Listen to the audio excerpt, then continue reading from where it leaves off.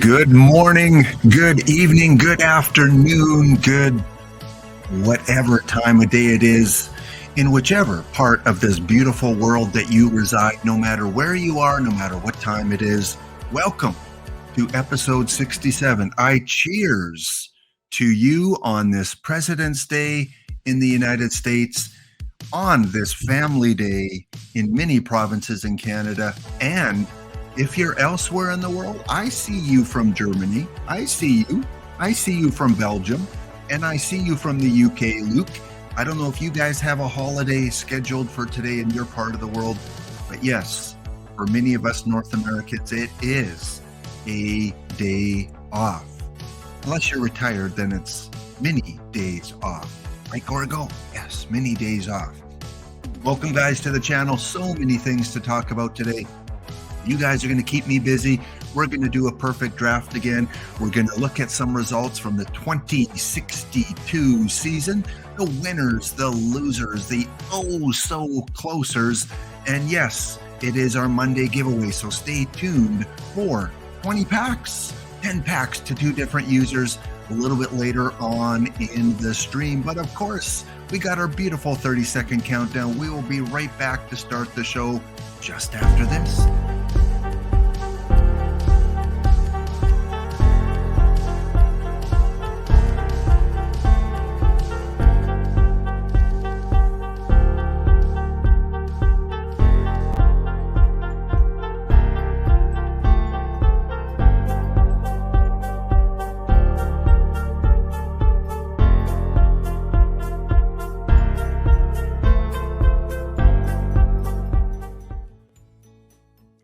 We are back in black. Well, in blue. So AC/DC, you got to change your song. It's got to be back in blue. Yes, feeling the blue today, not because it's the blues, but you got to think of blue skies when we look at Edmonton's forecast. Yes, Edmonton, Alberta, Canada, where I reside, we are at -8 today, -19 is the low. And again, for the Americans or those that use Fahrenheit, that translates into -3 degrees Fahrenheit. So yes, it is going to get cold. And look at that, tomorrow, tomorrow is going to be parka weather. Tomorrow is going to be a little bit chilly. It is -18, getting to a low of -28. Yes, in mid-February, it is going to be -28, which translates again to about, what is that, -18 degrees Fahrenheit tomorrow. So yeah, it's going to get cold here. So that's why I got to wear a little bit of blue, a little bit of sky blue. Yeah, we got the sky blue shirt on today because, yeah, it is going to get chilly. So nice in Oklahoma. Excellent. Good. Well, let's take a look. Let's take a look around this globe of ours and see what weather is like. We've got Panama, 88 degrees. Managua. So again, the Central American countries obviously are going to be warm. I don't think they've seen a snowflake in many years. Well, not a weather snowflake anyway. We got Miami at 83 degrees Fahrenheit. And Georgetown, 82. Boy, we got a lot of Central American cities that dominate before we get to many American USA cities. USA. Have I got that right now? USA. I've been practicing, guys. I've been practicing for my USA cheers. We also have Cubs fan Steve is enjoying a 73, so that's quite a difference from Miami. 10-degree difference between Orlando and Miami. So weather in Orlando, yeah, 77 degrees Fahrenheit, or on this this chart here, it shows 73. So somewhere between 73 and 77 degrees Fahrenheit. We've got, what else we got going on here? Atlanta at 61 degrees. There's Oklahoma City, Wildcat Bandit territory, 58 degrees. So I wouldn't mind that at all. Not at all. Because right now I am at, what are we? -3 degree or 17 degrees Fahrenheit right now. So yeah, I would definitely take Wildcat Bandit 54s or 58s, I guess. Washington, D.C., 52, Columbus at 50, and then we get to the cold areas, Coral Harbor, Baker Lake, Pond Inlet, Eureka, all minus 20 or below. So again, for those of you that are new to my channel, my wonderful weather map here and locations that we visited over the past streams marked on the Google Earth here. And the coldest temperatures always tend to be up in one of these three areas. This one right here, which one's this? Is this Coral Harbor or is this Pond Inlet? I forget here. Let's zoom in a little bit. Yeah, there's Coral Harbor. So this is the coldest place recorded in North America right now. It is sitting at minus 38 degrees Fahrenheit with snow.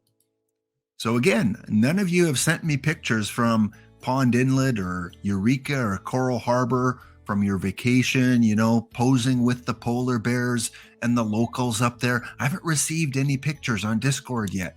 Come on, book your tickets because minus 38, beautiful weather up there. So yes, you can even stay at Leone's Place Hotel, and hey, they got a craft shop. So it's not like there's nothing to do there. Look, they've got at least 8 city blocks that you can go around and you can tour. We got a northern store. We've got the Heathdg co-op. We've got an arena. Maybe you can do a little bit of curling up there on your vacation. So don't tell me. There's even education. We've got a school up there and a college, an Arctic college up in Nunavut. So again, plenty. Book a couple days, maybe a whole week up in Pond Inlet, Coral Harbor. You can get on, you know, a small little aircraft and go a little further north to Pond Inlet and even way up to Eureka. So might as well hit all 3 cities, the trifecta of a cool vacation. Hey, it's just me as a Canadian trying to promote Canada and the territories. If you are new to the channel, again, welcome. I am Laptop Hound. I stream Monday, Tuesday, Thursday, as long as tech is working, as long as the signals are okay and I can get on. I stream those 3 days, typically between 1 and 1:30 p.m. is when I pop on, and I usually stay on for a couple hours to pass some news along to you guys and chat. If you're new to the channel, I like to chat, especially with you guys. I like to try and catch your comments when I can. Thank you to Maxwell Hammer, number 2. Apparently number 1 was taken. Maxwell Hammer 2, thank you for the recent follow at the beginning of the show today. And that pushes me up to 588, closing in on that 600 mark. Might have to do something special on follower number 600 on that episode, whenever that may be.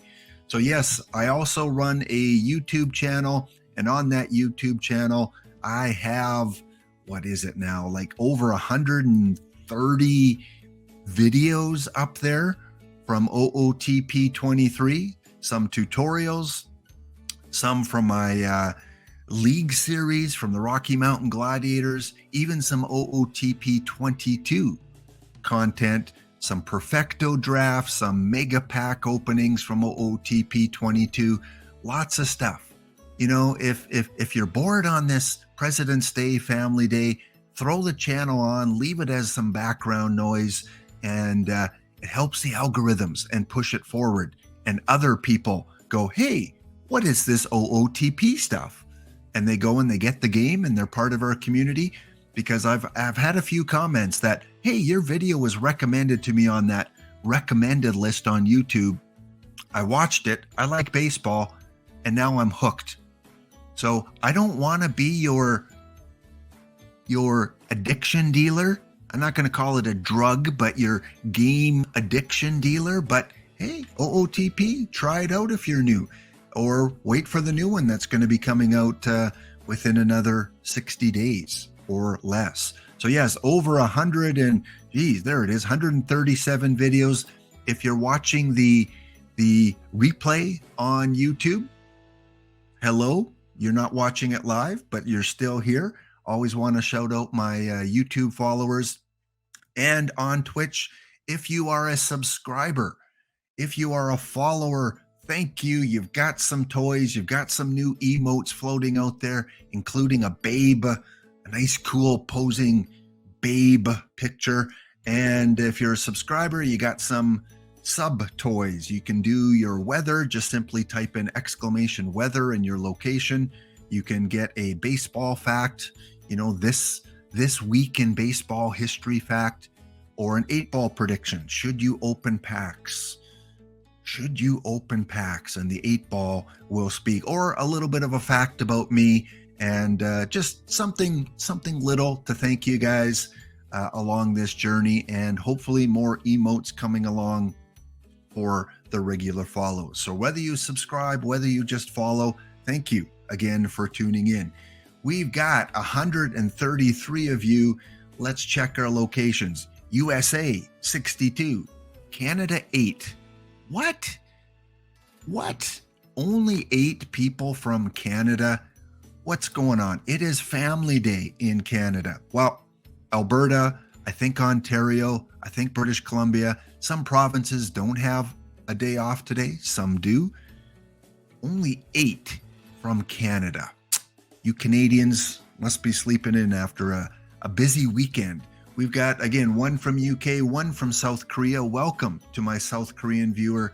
And of course, Belgium and Germany, whose flags look similar, just a little bit. One's horizontal colors, one's vertical colors. Welcome to those viewers again, too. And as I like to do, I like to shout out and, pay a little tribute to my subscribers, because, hey, you guys put the $5 in, and maybe it's only so you don't have to watch ads, which is definitely a perk, but you also support me and encourage me to keep on producing content and wake up every morning and say, okay, what can I do on my next stream? Without you subscribers, I probably wouldn't be doing as much content as I do. So thank you to the 23 of you that are currently subscribed. And this week, I want to kind of focus on subscriber Heathdg. Heathdg, as EVC likes to call him. Heathdg, thank you again for your subscription. Thank you for gifting a few subscriptions along the way as well. And so this week, today, tomorrow, and Thursday, we're going to focus on kind of his neighborhood, his turf, his experiences with the game, and some of the past experiences with baseball. So yeah, Heath is from the North Carolina region, where he got to grow up and watch Trey Turner play for North Carolina State University. He got to watch Russell Wilson and even meet him, or at least see him at a party in North Carolina. And Chipper Jones. Yeah, Chipper Jones, the all-star for the Braves. Did you realize he got his start, early start, in Durham, North Carolina, with the Durham Bulls? In fact, the Durham Bulls even retired his number 10 jersey. So, hey, yeah, very, very cool that you got to meet some of those early stars. The UNC, University of North Carolina, I forget what the G is. Greenwood, Gatorville, Goosebumps. I don't know what the G is, but I'm sure Heath will fill us in on that. So yes, North Carolina, the Durham, the Raleigh, Greensboro. Yes, that's what it is. Thank you, Heath. So have you guys been to North Carolina other than Heath? We focused on Luke and Sheffield area in England. Then we went and we toured around the Baltimore area, where Mr. Rees is kind of from. And so now North Carolina. I love doing this because not only do I get to shout you guys out, but I get to learn more about the U.S. And I get to learn more about you guys. You're not just a name. You're not just a team logo, but you are real people that I get to interact with and learn a little bit more about. So North Carolina's got about 10 million people, the Tar Heel state. and Old North State, kind of the nicknames. And the state bird is the cardinal. So yeah, North Carolina. Of course, going in on our map up here. And if you're not from the USA, you're probably not familiar with North Carolina. So if you're from Canada, from Belgium, from Germany, it's kind of a educational experience. Yeah, that's the former teacher coming out in me. So we were up in Baltimore, Washington a couple weeks ago. Now we're traveling a little south to North Carolina. And tomorrow and Thursday, we're going to focus more in on the Raleigh and the Durham area where Heath is kind of from. But today we're just going to learn a little bit more about North Carolina and a little bit more about Heath. So first thing is baseball players from the area. Yeah, let me zoom in a little bit here. We've got a few from Durham itself. We've got Possum Wedded. I recognize that name from Perfect Team. We've got, who else is familiar here? Rick Farrell, catcher, I believe, who is in the game. 1929 to 1947. Wow, long career. Look at that, Brian Roberts and Trot Nixon. You'll never forget Trot Nixon, do you? Trot Nixon is one of those names that is iconic in baseball. So yeah, Mr. Rees, who is just north of the area. You've been to North Carolina a few times. John, born in Lincolnton, but your family moved when you were still a wee babe. Okay, well, you still got a little bit of roots in North Carolina. And Mr. Reed visited friends at Elon College. Elon College. And Monterre Don, your wife grew up in Charlotte. See, I learn more and more about you guys, and a lot of teachers have steel mind traps. They remember these things, so very cool to learn some of these things too. And there you go. You've been to some Elon parties, and your girlfriend Jenny is from Charlotte. Yeah, see, you guys are connected whether you know it or not. Who else do we got from Durham? Ray Chadwick, Leo Magnum from the 1920s, and currently active Bryce Wilson. So active player, started in 2018. He is from Durham.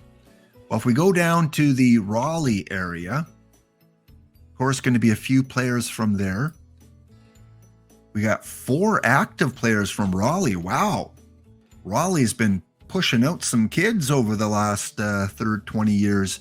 Brian Miller, and you guys have to tell me the teams they play for. Chris Archer, of course, is the name I recognize. Chris Archer from Raleigh, North Carolina. Ryan Jeffers, an active player. Dwayne Underwood Jr. I remember this card. I think it's like an Iron Live card. Seth Frankoff and Brandon Phillips. All of those guys are active with Major League Baseball. Again, not sure what teams they're currently on. Josh Hamilton. Hey, I remember that Texas Ranger. Josh Hamilton. 2007 to 2015. Part of Raleigh, North Carolina. Corey Lee, Pat Wilkins, Scott Bankhead. And yeah, that covers Raleigh. So a couple less players than Durham. But you can see this whole page here is North Carolina born players. So yeah, whether you're from Varina, from Tabaro, from Stanley, Shelby, North Carolina. Lincolntown was another one. Here we go. So Dark Raven, you covered football in Lincolntown when you worked in Shelby. Wow, Lincolntown's got a few. Dick Smith, Ken Wood, Devin Lowry. So I'm sure almost every small village, town, city has someone. Trying to look for some real famous Hall of Fame players, but so far Chris Archer, Josh Hamilton, haven't really seen any others. Cameron Mabin from Asheville, Dick Newsom. And Smokey Burgess. Smokey Burgess was from Caroline, North Carolina. There's a name we've all used in Perfect Team. Alex Wood. Carlos Crawford from Charlotte. A guy named Ray Durham, makes sense, from North Carolina. Who else? Rube Melton. There's another Rube to go along with Marquette and Rube Waddell. And Sterling Hitchcock. I remember that player, I think a New York Yankee. Maybe was he an Angel or a Texas Ranger too? Sterling Hitchcock. Moonlight Graham. Another one of those cool names. And yeah, this goes on and on and on. I did see one that was kind of interesting to tie into Perfect Team. I think Luke Appling. There he is, Luke Appling from High Point, North Carolina. Cal Rayleigh, but not from Rayleigh. Okay, yeah. Would have been cool if he was. So Luke Appling's probably the biggest name that I see here. And I think I did see as I was scrolling through this. Just take a look if I can see him again. I'm pretty sure I saw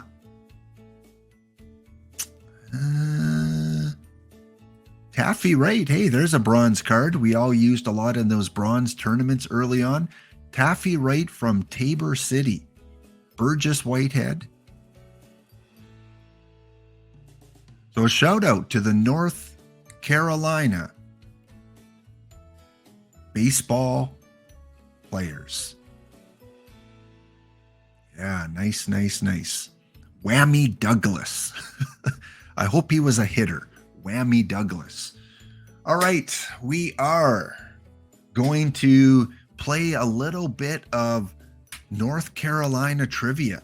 Let's see what your North Carolina trivia is as we are about to head in our break. So we'll try and I got 5 questions for you. See how many you can get. And Heath, you're not allowed to answer these. We got to get some of the other chatters to answer these. Question number 1. Which famous pastry business opened up shop in North Carolina? Which famous pastry shop first got their roots in North Carolina? I won't play any kind of countdown music here. What do you guys think? Those of you that are kind of from the area or been to the area, let's see what your guesses are. We got Sarah Lee. We got Tasty Cake. Dav is correct. Yes, Krispy Kreme donuts. And Heath says he's been to the original. They are originating in North Carolina. I think I've only tasted one of these. We did have the franchise up in Canada in a few places, but then they closed down. They weren't really successful because they can't really compete against Tim Hortons. Tim Hortons is the Canadian donut coffee shop up here. They tried, but the Canadians didn't really fall in love with Krispy Kreme. There still might be a few shops around Canada, but not as many. All right, we are coming up on our break. I will leave you with our next question. The next question is, which famous medicinal product originated in North Carolina? We'll be back right after the break. Stay tuned, guys. We'll be back in about 90 seconds.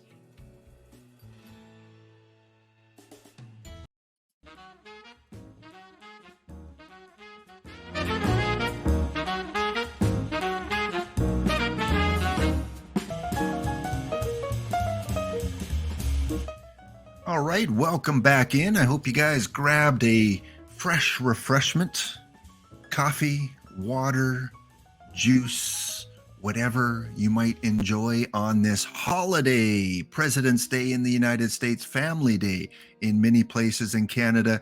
We are back for some North Carolina trivia. When I left you guys, I said, which medicinal product you're all familiar with? My mom used this all the time, and as kids, we used this all the time. Which medicinal product was created and first sold in North Carolina? Gorgo, hey, welcome, Gorgo. Gorgo for sure knows this product, and when I show the image, it's going to bring back some memories. Some people loved the smell, some didn't love the smell. It was a product used on your body. I'm starting to give you a few hints here. You didn't swallow it. It wasn't a pill form. Hey, IBDB, you've got it. Vicks Vapor Rub. You guys remember the Vicks Vapor Rub? Yes. I might be a little strange, but I actually liked the smell. It cleared out my nasal passages when I was a kid. And 1905, it was first sold by the Richardson Vicks Greensboro Company in 1905. It relieves distress. I know some of you guys are going for the more powerful stuff, but yeah, Brydav and IBDB, you got it with the Vicks Vapor Rub. All right, question number 3. Should be an easy one. Heath, you can't answer.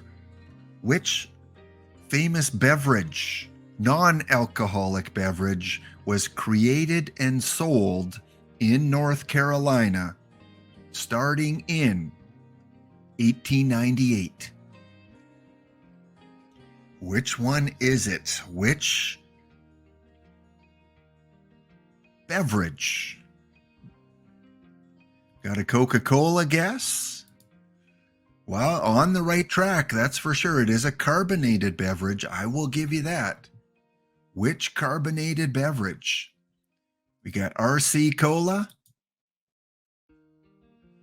And Heath is going, oh, you guys are so close. Got another one for RC Cola. Give you a few more seconds. Cheerwine? Chadwick, I'm unfamiliar with the Cheerwine. All right. In 1898, Pepsi Cola, originally called Brad's Drink.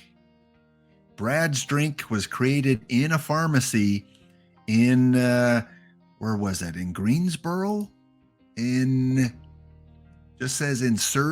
First created and served in North Carolina in 1898.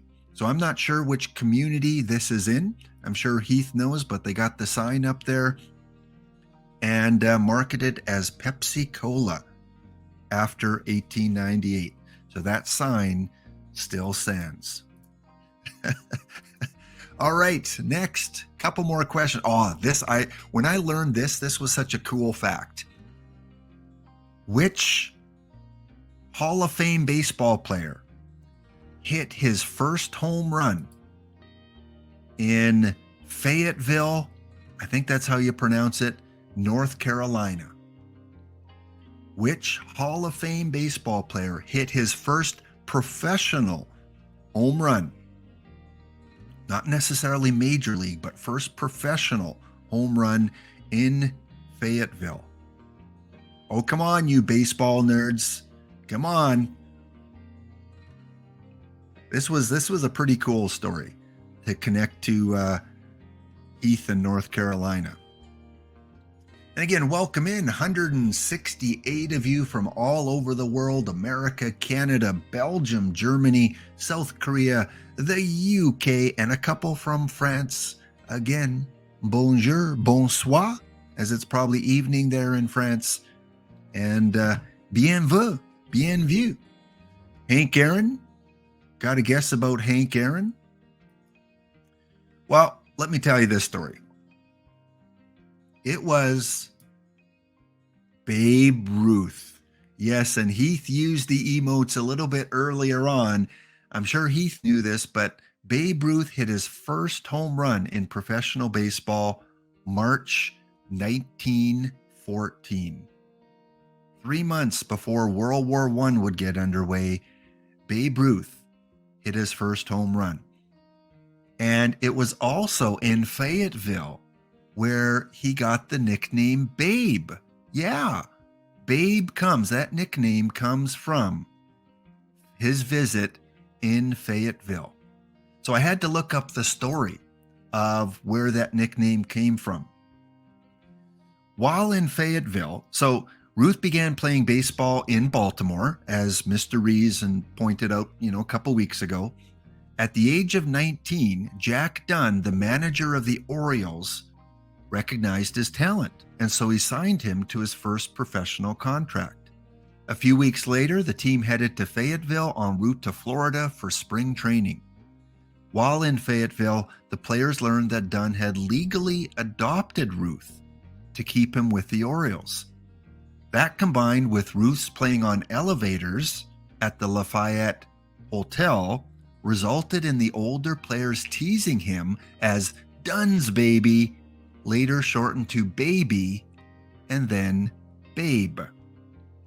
And in the last inning of the exhibition game at the Cape Fear Fairground, Ruth hit a 400-plus home run. He would describe it later as, "I hit it as I hit all the others, by taking a good gander at the pitch as it came up to the plate, twisting my body into a backswing, and then hitting it as hard as I could swing." And later he would comment, "I got to go to some bigger places than Fayetteville, but darn few as exciting."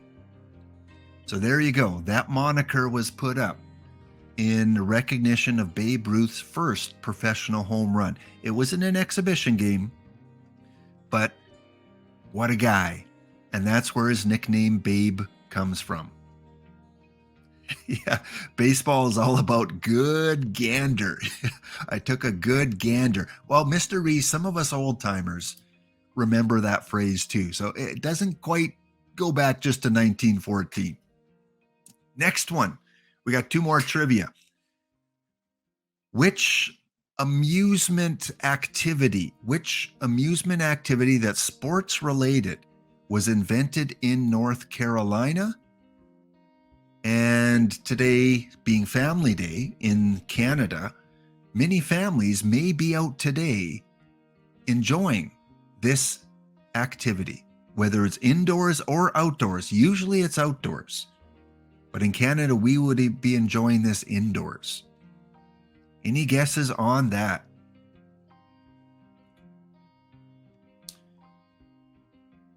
And again, it was created in Fayetteville.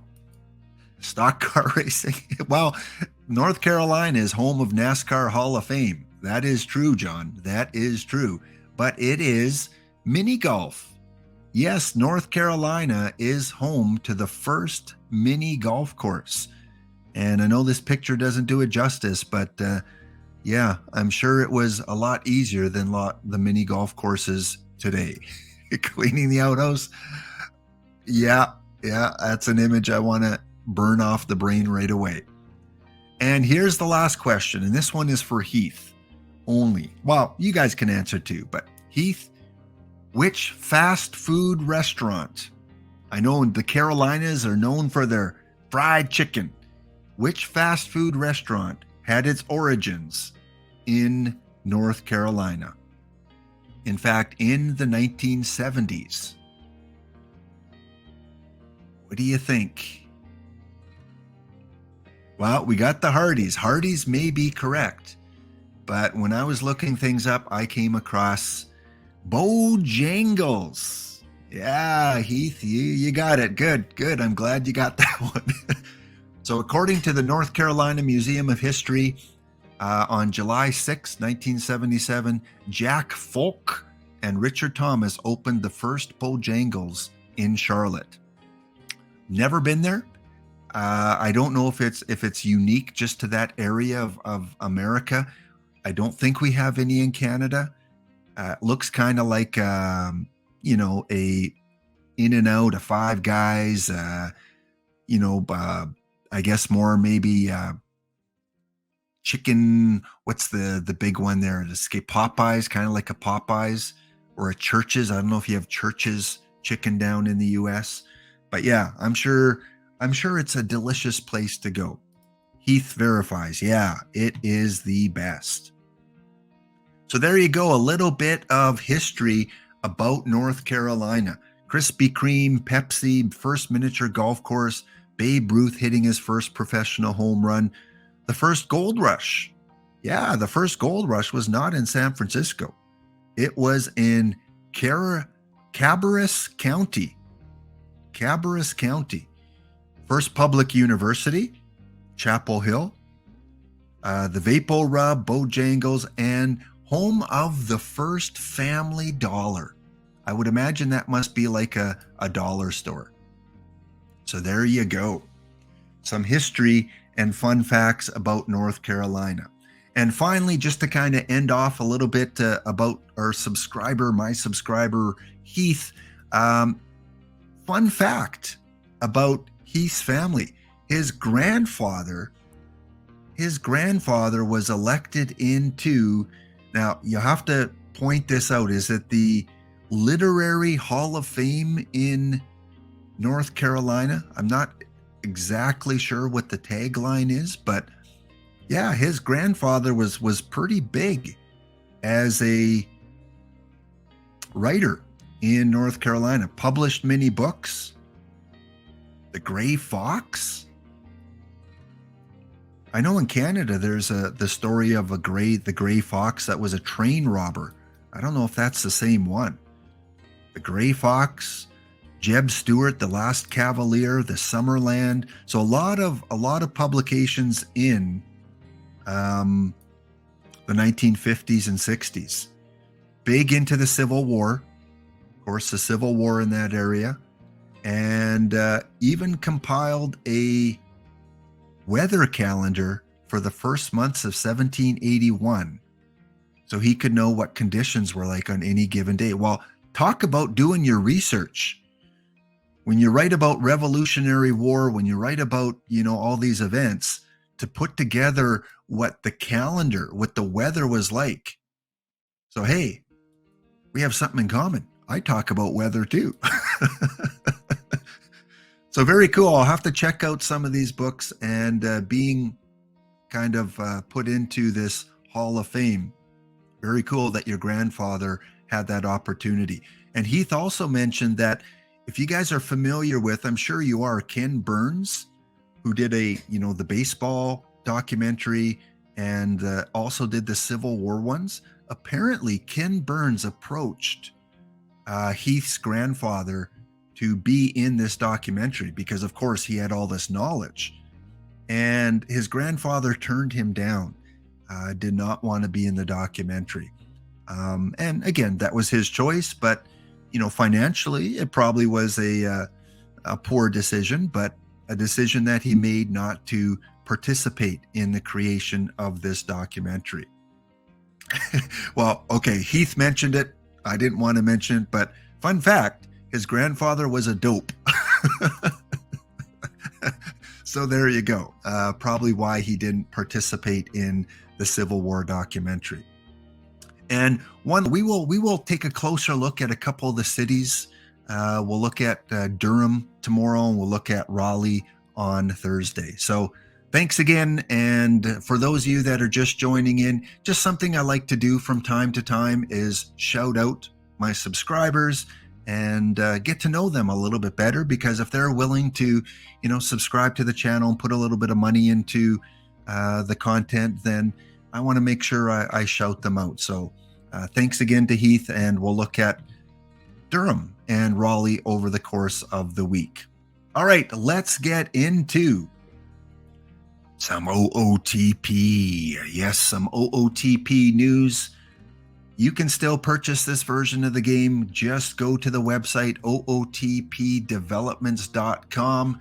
Again, let me shout them out. You can download the game. You can download the hockey version. Com2 US again is the company that puts these games out in collaboration with Game 54 software, with Epic Games, licensed with the NHL, with Major League Baseball. There is a Go version, which is a bare bones minimum play version on tablets, Google, Apple, Linux. You can play them on there. You can keep track of your team play in Perfect League, and the app is free. You don't have to pay anything for the app. If you want to play franchise and play specific seasons, if you want to play the 1993 Blue Jay World Series season, you can purchase that season for like 99 cents. And I think you get 3 seasons for $1, something like that.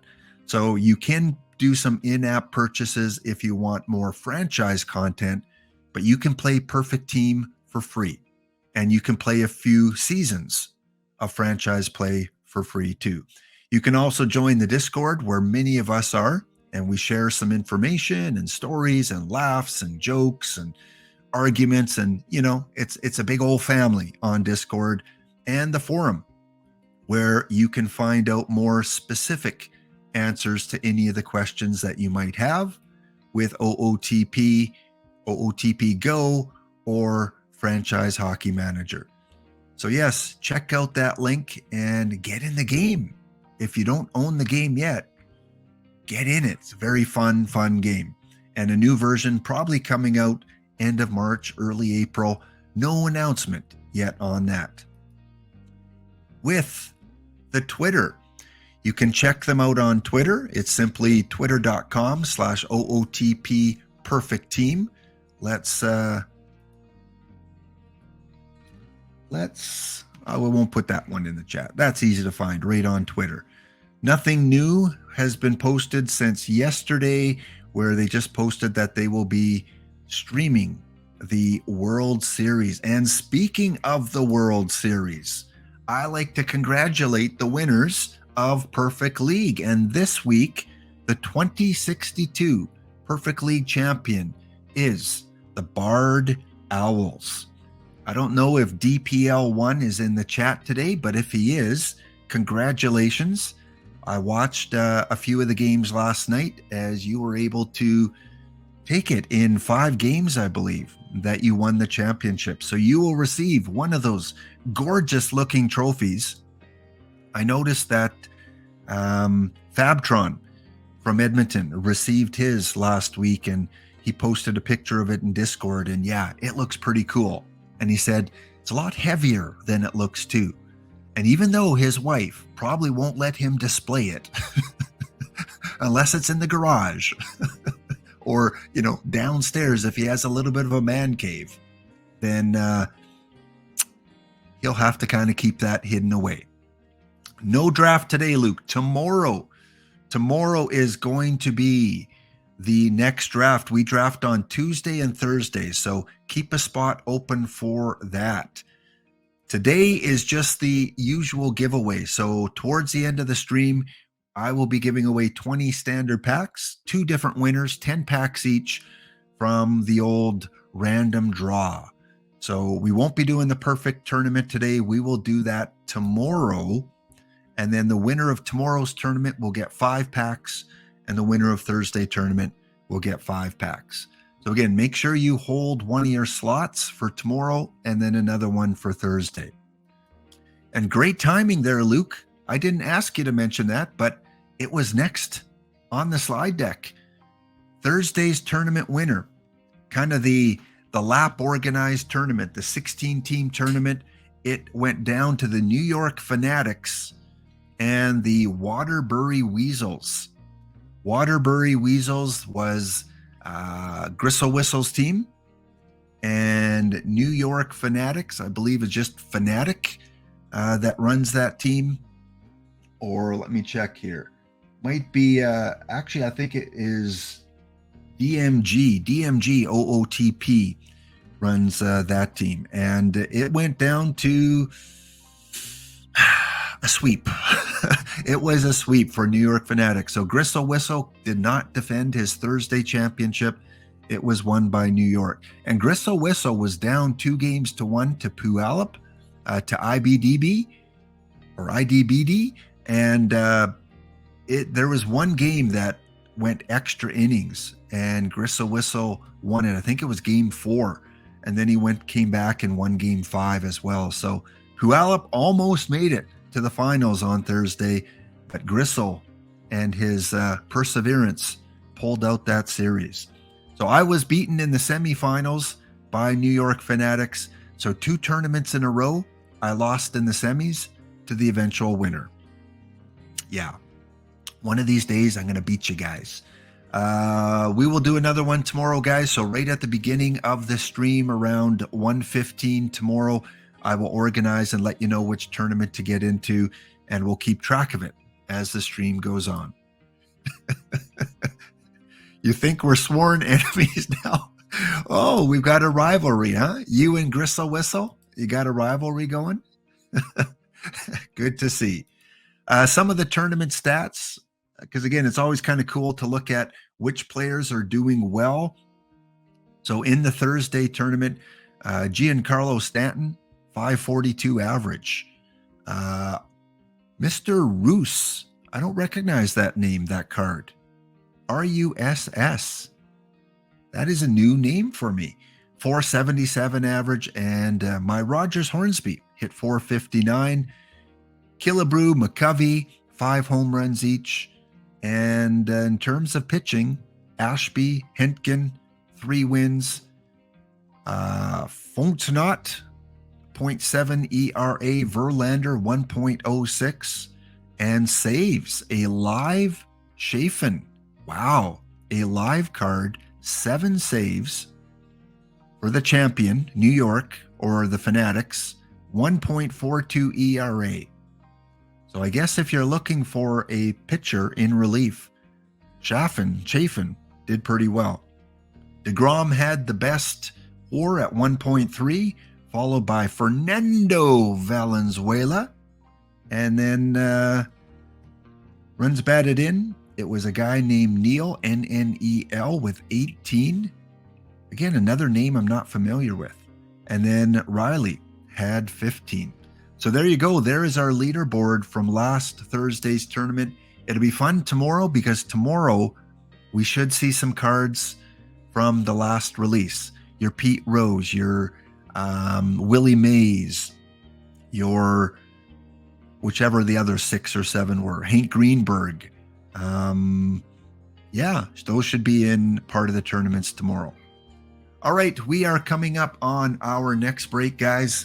We will be right back as we continue on with some more OOTP action. Stay tuned, and remember, stay tuned, as in just over an hour's time, we will be doing our draw for the 20 standard packs to 2 different users. Be right back after these messages.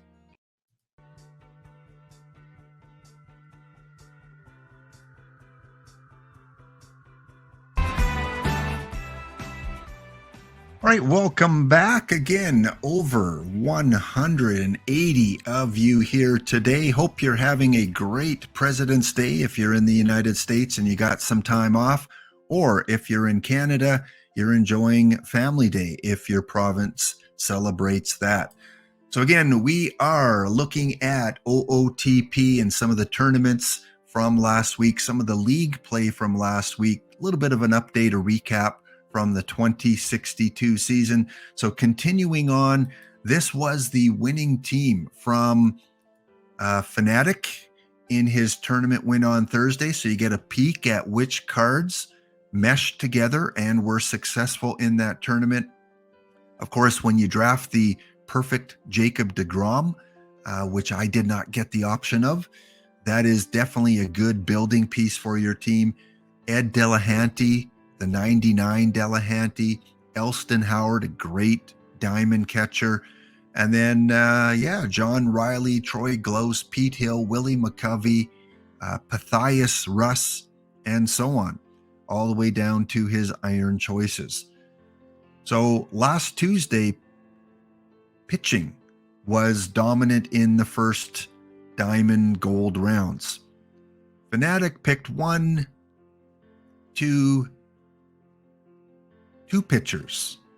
He only selected 2 pitchers up until silver. So yeah, different strategies can work at different times. 2 tournaments ago, 7 pitchers before silver, and this time only 2 pitchers before silver. But of course, when you get DeGrom, that's pretty much a guaranteed win at least every 4 or 5 games. So congratulations again to the tournament winner on Thursday. We will be doing our next one tomorrow. In league play. Yes, in league play. Myself, part of the Diamond League, and also Heath was part of this league. We were in the same division, the same conference. And my Blue Jays, my other team, both my teams made the wild card, which is usually good news when you make the wild card. But Heath beat me. That's 6 playoff games in a row that Heath has beaten my Gladiators, and I'm sure we will meet many more times. And my Jim Unknown Blue Jays, they lost a heartbreaker to the eventual Diamond champions. What could have been? I was up 1-0. Game 2 went to 10 innings.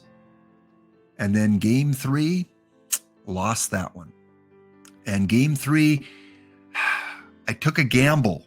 Sometimes in Perfect Team, you take gambles. And my gamble was speaking of Jacob deGrom, I had a fresh rested Jacob deGrom ready to go in game 3. And I had Warren Spahn, lefty and a righty. And I decided, based on my ballpark factors and based on his lineup, I decided to go with the lefty, with Spahn. Because that forced him to sit Rogers Hornsby and another really good hitter, right-handed hitter, or left-handed hitter. So yeah, it was a call I made. I ended up losing, and then the Monsters, credit to them, they were able to beat your Kidneys, Dab City Yeet. They were able to beat them in 4 games, and then they beat a very stacked meta team, GKT, who has been to Diamond and won Diamond many times. It is stacked. If you pick the 26 best cards on your team, this team probably had at least 23 of them. And the Monsters were able to beat them, and then they beat the Wichita Wranglers in 6 games. So the underdog wildcard team once again came through and won. On the other side of the tournament tree, the NAFO fellas were the dominant team in that conference. They got by in their division series, but they too would get swept by Wichita.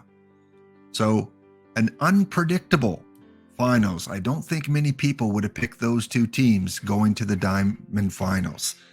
So another kick at it this week in 2063. All right, well, this happened. Speaking of tournaments, over the weekend, my Jays entered the Perfecto, the evening Perfecto, and they won it in 4 games.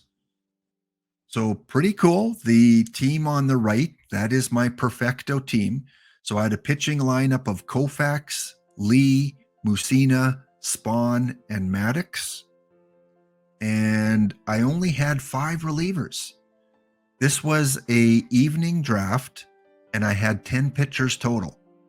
So you can win a Perfecto with 10 pitchers. I wouldn't recommend it, but that's twice now I've won the Perfecto with 10 or less pitchers, which, again, goes against all odds. Hitter-wise, I had Lou, I had Hornsby, Lajoie, the Tops Machado, the Platinum Mike Schmidt, Appleby, Yastrzemski, or Appling, not Appleby, Appling, the Tops Mookie Betts, and Mel Ott. As I have a sip of Nespresso. Today, hazelnut. with a shot of butterscotch syrup and butter pecan coffee cream. Happy President's Day. Happy Family Day. Up to 17 viewers from Canada. Welcome if you're watching from Canada. And 75 of you from America. Still have Belgium and Germany. Polish, the Polish viewers back. Welcome from Poland. And 3 from the UK. Also, still 2 from France. So bonsoir, bonjour, mes amis from France. Funny story. Here's that synchronicity. Heath, who I'm profiling as the kind of the subscriber this week, the very next perfect draft tournament. I won the perfect evening one on Friday night. On Saturday morning, the noon one, Heath won that one. Yeah. How weird is that? Back to back. Weird. So he won the choice pack in that perfect tournament in 6 games. His lineup, again, he had the perfect DeGrom, Whitey Ford, Bob Gibson, Bobby Matthews, Hal Newshauser. So he did have a really elite pitching staff. He didn't have Nolan Ryan. He didn't have Satchel Paige. So he didn't have the best of the best, but he definitely had a really good rotation. And in the bullpen, Tim Keefe, Hippo Vaughn, he went with 3 stoppers, 3 middle relievers, a long reliever, and was able to win his first ever perfecto draft. So congratulations on that. Timbuktu, you've won perfecto a couple times with 10 pitchers. Yeah, I think I'm gonna continue to try that because I've only won about 4 of these and 2 were with 10 or less pitchers. So I'm gonna keep trying that strategy. See if it pays off. John, are you NAFO? Are you NAFO? Or are you just shouting them out because you know them? Luke types in weather for Dab City. And it gives Edinburgh. Okay, I guess Edinburgh is the new Dab City. You are a member. Oh, so NAFO is like a OOTP organization? Or are you talking in real life? There's an actual NAFO. I've heard of NAFTA. I know of NATO. I don't know what NAFO is. If it's a OOTP group, then yeah, congratulations. One of your teammates there had a good run, had a good season, didn't quite put it together.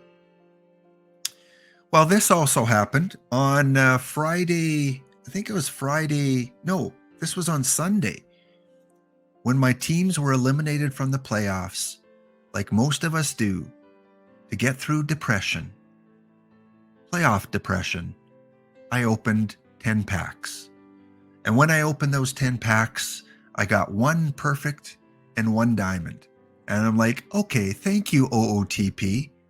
Thank you for recognizing my playoff hurt and awarding me a couple premium cards.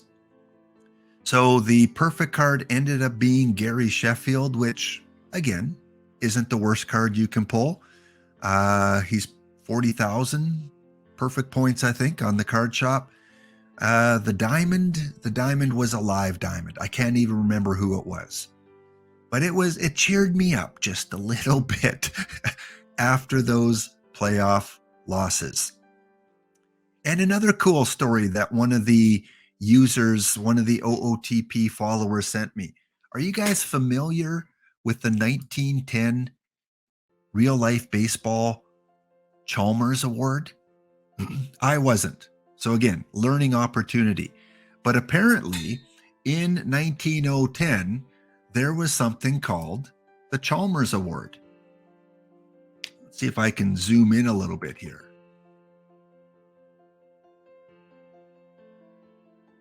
So the Chalmers Award scandal was an incident between Nap Lajoie and Ty Cobb, and it was over the batting title. Because apparently Chalmers offered the Chalmers Model 30 automobile to the batting champion for Major League Baseball's American and National Leagues. And at the start of the final day, Ty Cobb held a slim lead in the American Batting League title championship. He was just a few percentage points ahead of Nap Lajoie. And remember, Cobb wasn't liked by a lot of people, and he was disliked greatly by his opponents, whereas the opponents liked Lajoie a lot more. So Cobb did not play in the Tigers' final 2 games. I wonder why. And he finished with a batting average of .385. Lajoie played in a doubleheader on the last day of the season against the Browns. And the Browns manager ordered rookie third baseman to play on the outfield grass, which basically conceded any hit ball or any bunted ball that Lajoie would attempt. Lajoie had 8 hits in 8 at-bats. Can you see how much the opposition did not like Ty Cobb? Hey, third baseman, play way back. Nap Lajoie bunted the ball, got on base 8 times out of 8. Oh man, talk about a rivalry. So the story continues. He finished the season with a .384 batting average, 227 hits in 591 at-bats. His final at-bat resulted in a wild throw to first base, which was scored in error. Under baseball rules, when a player reaches base on an error, it's treated as a hitless at-bat. So we've got 2 players really close. League president Ban Johnson, who declared all batting averages official, and Cobb, the champion, .385.385069 to Lajoie's .384.099. Chalmers, however, awarded automobiles to both Cobb and Lajoie. O'Connor and coach Harry Howell, who tried to bribe the official scorer to change the error to a hit, were banned from baseball for their role in the affair. So some early banning there. O'Connor, Harry Howell, who I think has a card in the game. Yeah, banned from baseball because they tried to get the error changed to a hit. And after that, Chalmers gave an award to the league's most valuable player instead of the highest batting average. And Cobb would go on to win the award in 1911. His best year, hitting .420. Yes, he hit .420. So cool story, this rivalry and the dislike of Ty Cobb at the time. Ban Johnson banned them. Okay, Ban Johnson, yeah, banned them. There's an appropriate name there, Cub fan Steve. Well, the reason I bring this up is because Monterre Don pointed out in his league, Diamond 373, when he looked at the stats, Nap Lajoie and Ty Cobb were in a virtual tie for batting average title. .3619 to .3616, right up until the very last day. They were tied. And then the Ty Cobb, who played for Lakewood, 5 at-bats, 0 hits. So Nap Lajoie won the OOTP version of the Chalmers Award. So come on, OOTP, dig up some cash and post, give it to Nap Lajoie. Give the car. I don't know what happened with the Chalmers Automobile Company. I don't know if they, merged with Ford. It's a car company I'm not familiar with. But these are the cool stories I like. If you guys ever come across anything in your league during the week, again, screenshot it, send me the story on Discord. I love these things. I find this fascinating that OOTP had a real life Chalmers situation. So very, very cool. Thanks, Monterre, Don, for sending me that story. In real baseball, let's check out on the weekend. Were there any big moves? We're getting close, guys. We're getting close to the first ball being thrown out. Hunter Strickland was signed by Gorgos Reds and have invited him to spring training. Justin Wilson signed by the Brewers. And Jason Alexander, due to that Seinfeld injury, is on the 60-day injury list. I'm sure he gets teased about that quite a bit. On the 19th, yesterday, nothing happening. All eyes must have been on our World Series Imperfect Team. Nothing went on yesterday. And today, the Cubs fan Steve, your team has been in action. They signed free agent Michael Fulmer. They placed Cody Hewer on the 60-day injury list. Tommy John surgery. I thought we might get a 100 Tommy John. I thought he might be part of milestones. And Chicago White Sox signed veteran Elvis Andrus. Yeah, I watched that guy play quite a bit on TV.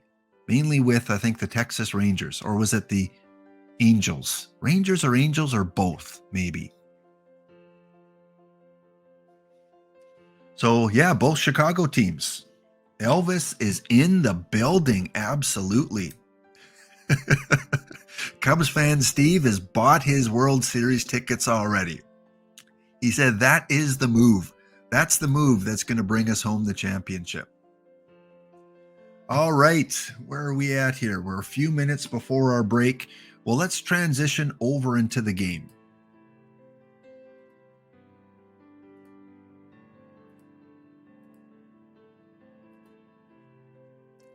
Let's get back into the game.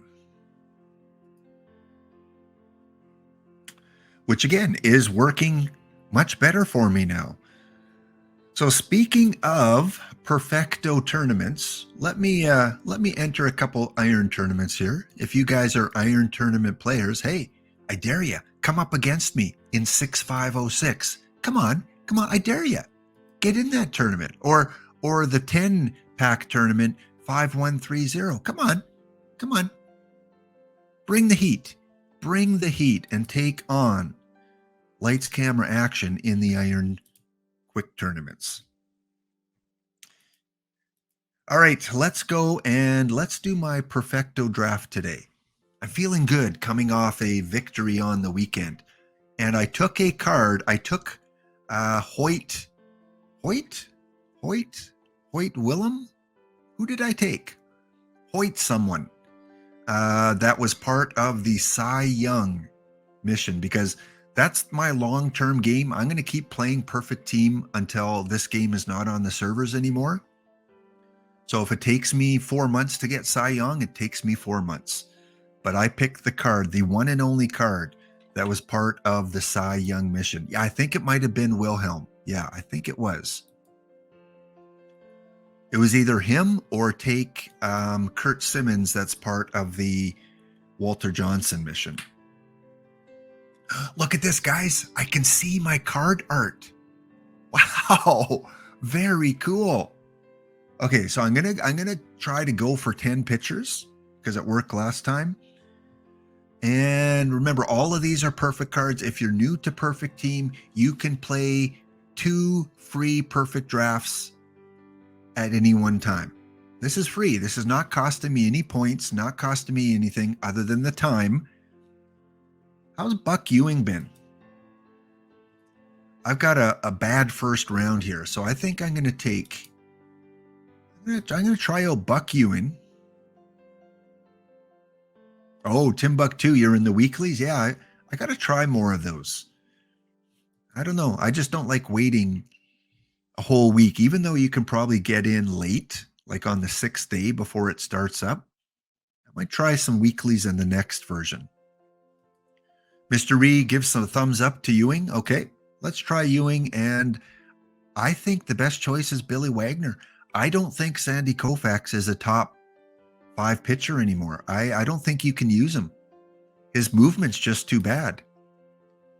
You can't have a pitcher in a perfecto draft with 95 movement. I mean, you can, but not as one of your key players. He would have to go in the bullpen. And if I'm going to use him in the bullpen, I might as well just draft Billy Wagner.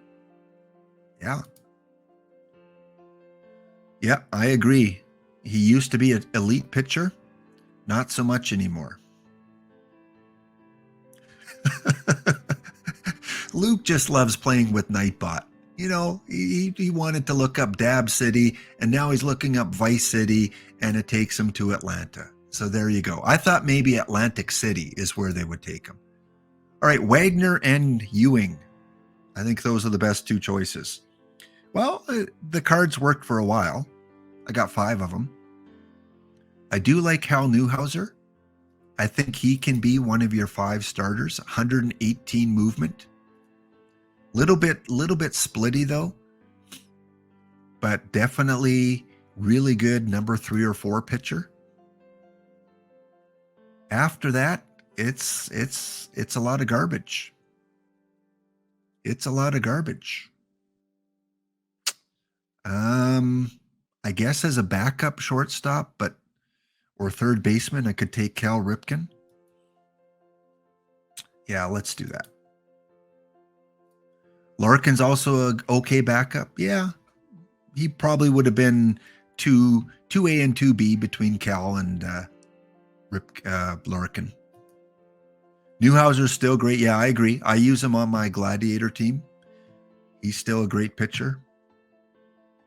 What I fear, Tim Buck, is with all the great right-handed hitters that have come out, with Willie Mays coming out, it's going to weaken those left-handed pitchers. I would have liked to see at least one more meta left-handed starter come out in this last round, because it all seemed to be right-handed pitchers and right-handed batters for the most part. And so that's going to weaken the performance of those lefty pitchers.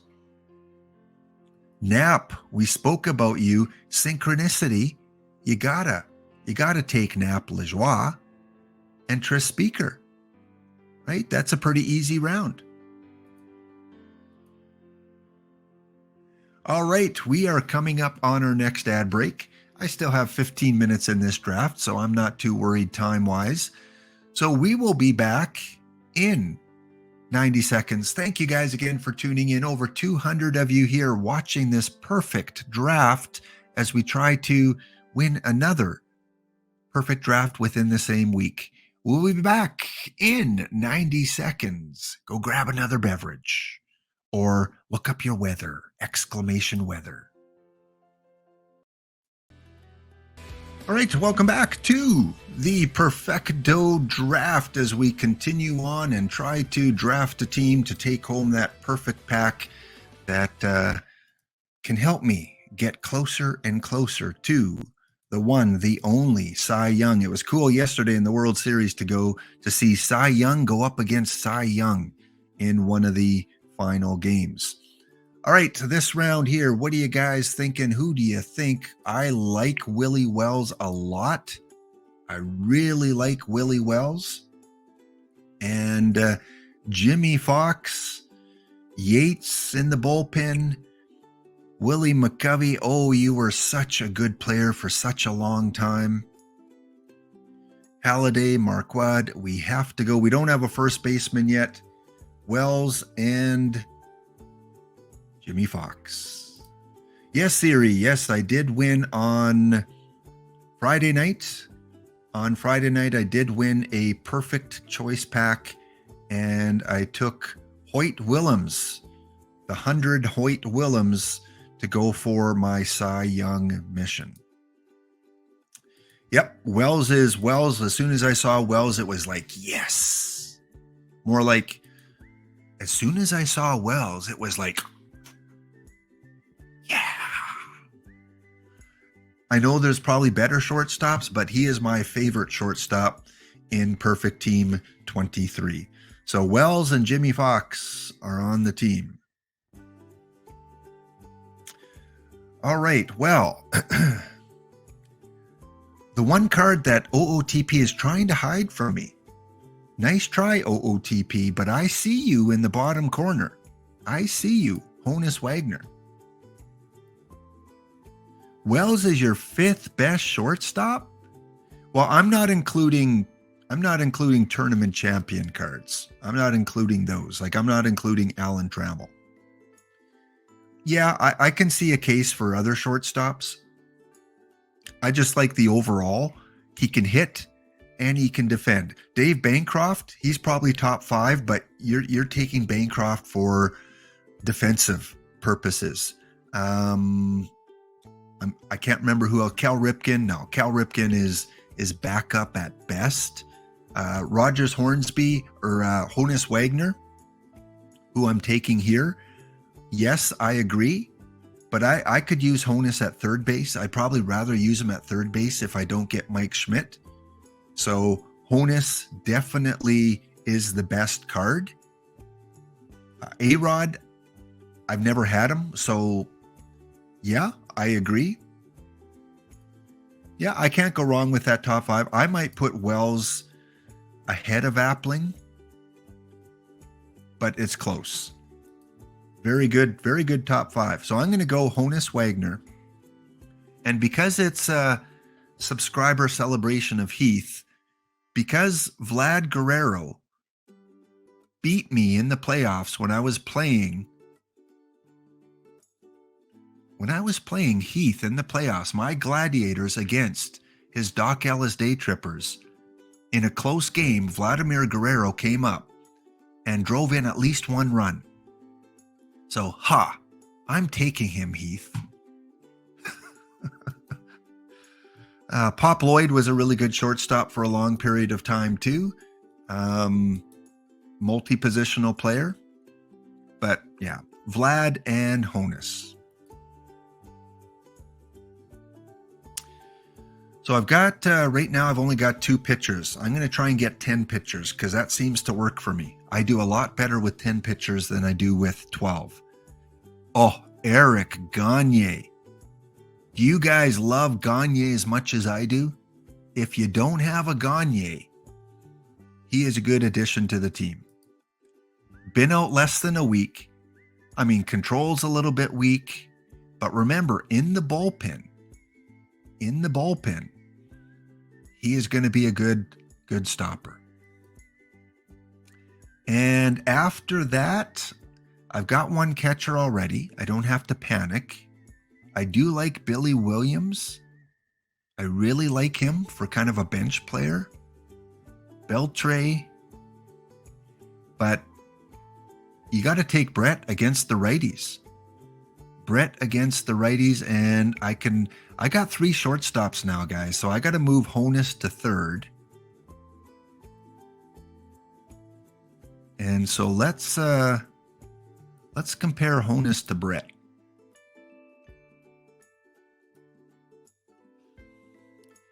Honus Wagner to George Brett. Honus Wagner against the lefties. I guess there's a case I could put George Brett in against the righties, although it's pretty close. George Brett at first base. Yep. So I've got that option, right? With George Brett, I could use him first or third. Right now, I've got Jimmy Fox. So Fox comparison to Brett. Let's put that on the full screen.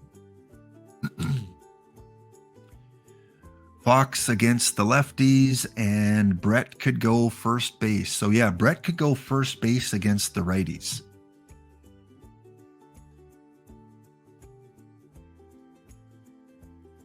Yeah, there's almost no difference in Honus third base to short, but with Willie Wells at short already, I think Honus would be better at third. So yeah, I'm going to go George Brett and Eric Gagne. What is Gagne going for on the card shop, guys? I don't have the card shop accessible right now, but I think I finished that mission, but I think he was going for about 140.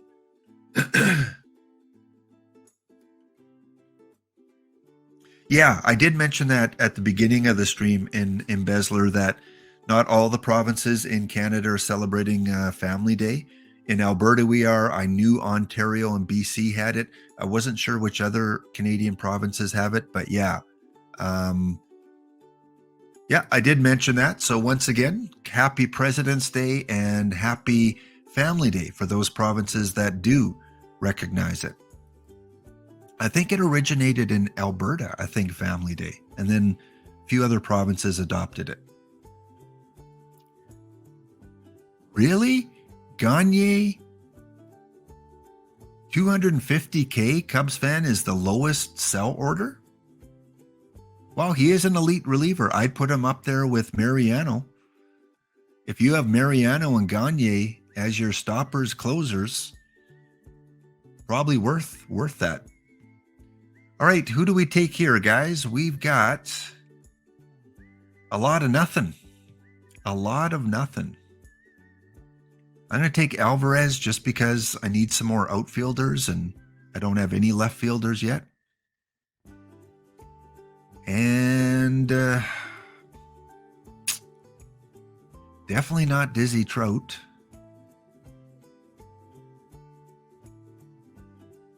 Wiener? I think probably Andrew Jones. Jones? You think Tiernan, Luke? Tiernan?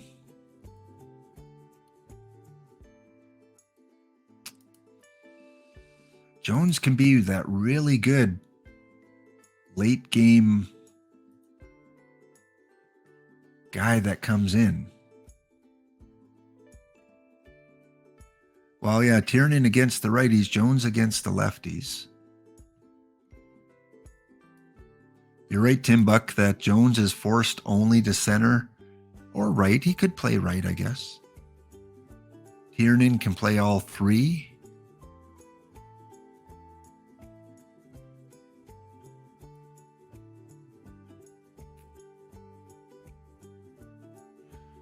All right, so Alvarez against the righties. So whichever one is better against the lefties, I'm going to go with. Not Mike, not Silent Mike. Yeah, I'm going to go with Andrew Jones. I think that's the best complement to each other, Alvarez and Jones.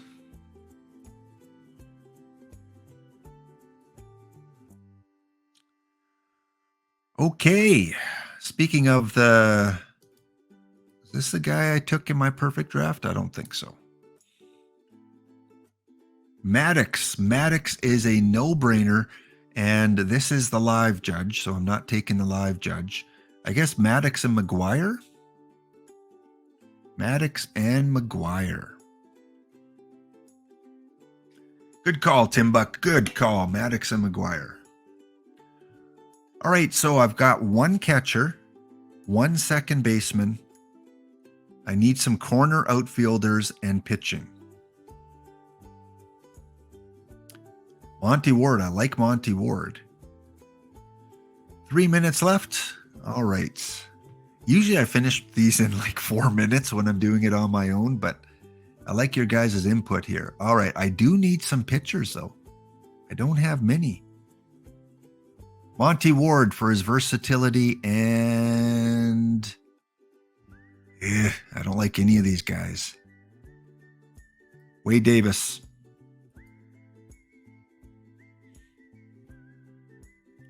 Babe Adams.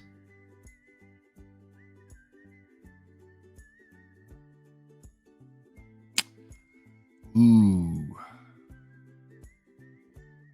Babe Adams, Bob Feller, or Pete Rose? Only because I need the... not Pete.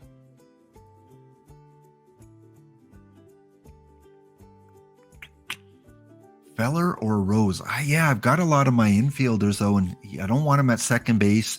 Really, he's only good for left field. Maybe first base.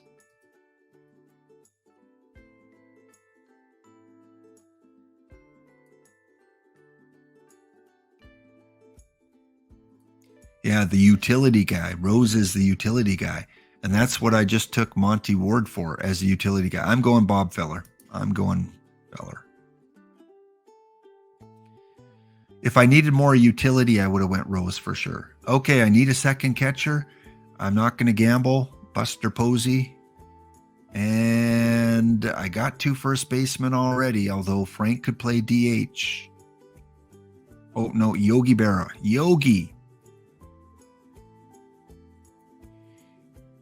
Yogi and Fried. Yeah, I didn't see Yogi there at first. I saw a Buster there. Man, these are some bad rounds. I got 1 minute left. I got 8 pitchers, so I need 2 more pitchers. None of them from this one here. Sheffield and Whitaker. Yeah, dodging Thomas does hurt. It does hurt. Last round, 5, 6. I need 2 pitchers, it looks like. 5, 6, 7, 8. Rondon. Oh, man, Yaz is there. But I can't go with 9 pitchers. Monty Ward can pitch, can he?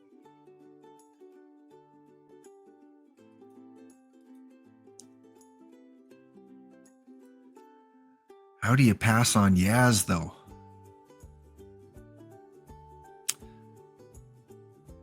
Plank and Rondon. With 1 second on the clock, we got her done. All right, going in with a lineup of Maddox, Newhouser, Feller, Adams, and Fried. I'm okay with that. A lot of middle relief here.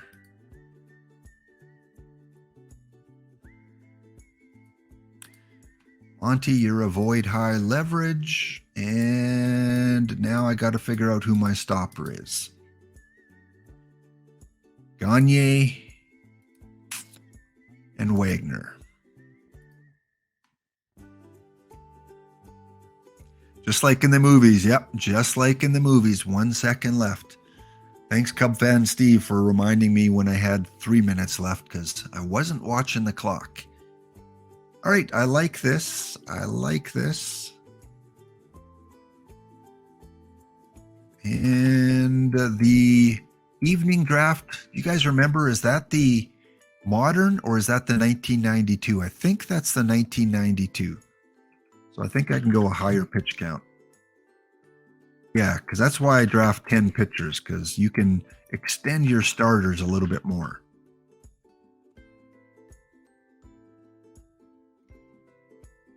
Pride bothers me a little bit as a starter because he's so splitty. He should be a bullpen guy.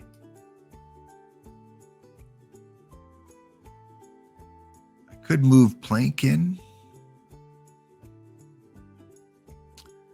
Plank or Fried as my 5th starter. What do you guys think? What's your opinion on that? Plank or Fried?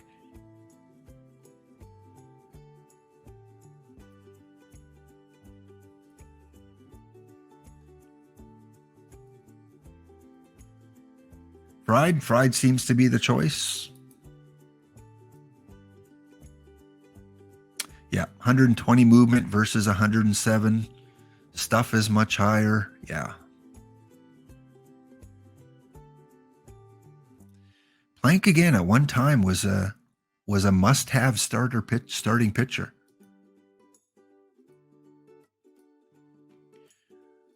All right, I always crank these down.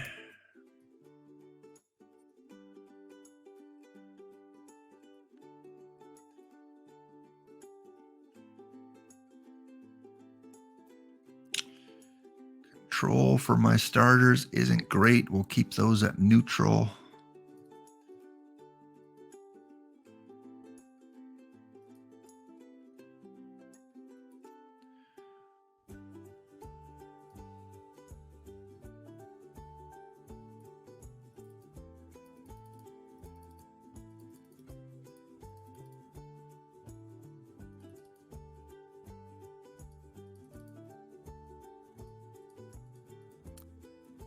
All right, those are my typical settings usually that I go with. And once in a while I go and do some player changes as well if there's some big outliers, but we'll do that off screen. And with my hitters, OOTP, did you leave anyone out of the lineup? Jimmy Fox. You left out Jimmy Fox. He's got to be in there against the lefties.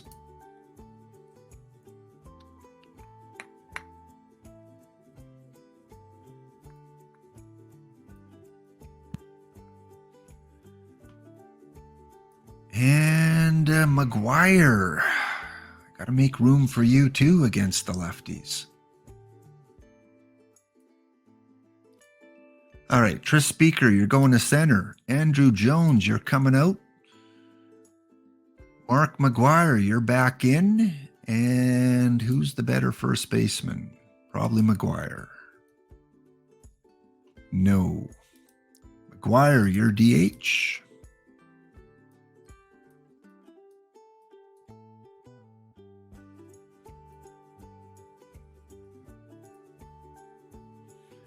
I like that, except Nap LaJoie, you're not a number 2 hitter. Honus, you're a number 2 hitter.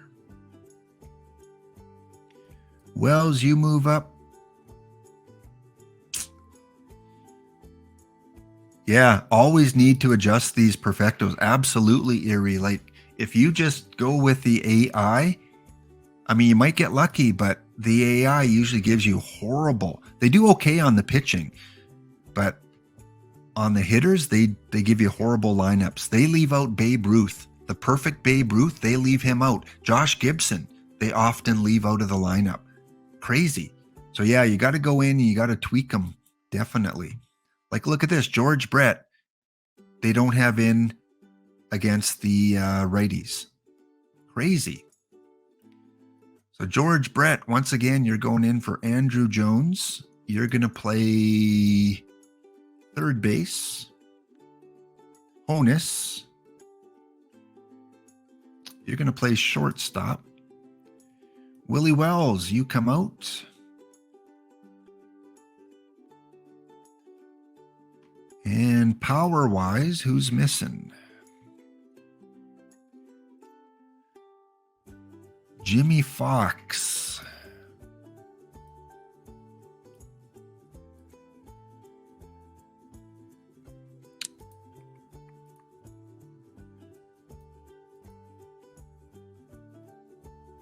OOTP, yeah, good call there, Wildcat. OOTP likes the defense. That's why they had Andrew Jones in both lineups.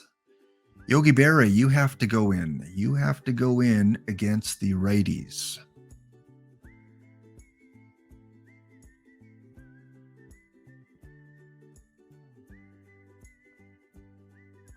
Yeah, Yogi Berra against the righties.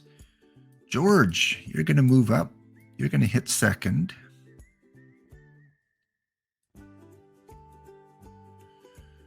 Brett Wagner Speaker. Brett Wagner Speaker.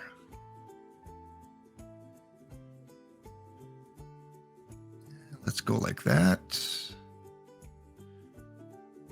Fox, McGuire, Guerrero, Alvarez.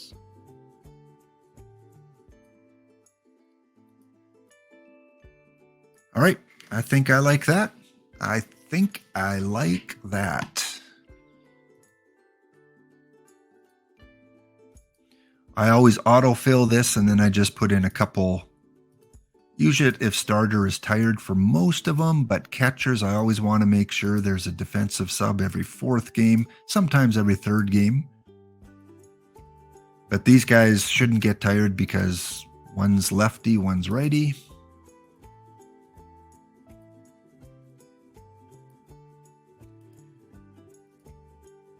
The riveting excitement of watching someone set their lineup. Ooh, what a way to spend President's Day.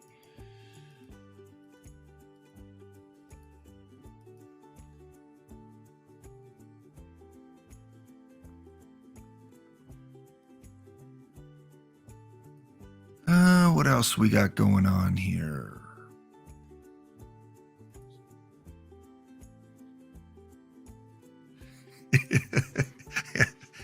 Riveting, yes. But hey, it's good because we bounce ideas off each other, like help each other with cards and kind of get an understanding why we select the cards that we do and put in the lineups that we do. Well, thank you, Mr. Ree. Wow, that's the biggest compliment I've got today so far. My fantastic mouse accuracy. All right, let's get into the only team I like to go into a little bit of depth on Mondays is my lights, camera, action. Show you guys a little bit about the construction of that team and where we're at. It's too early in the season really to go in depth on the other teams. We'll do that tomorrow with the Gladiators. I haven't looked at them yet. I don't even know if for the third time in 4 weeks if I'm in Heath's division again. I don't know, but we'll check that tomorrow. Lights, camera, action. We currently are going to download. One player I did pick up on lights, camera, action. Let me show you.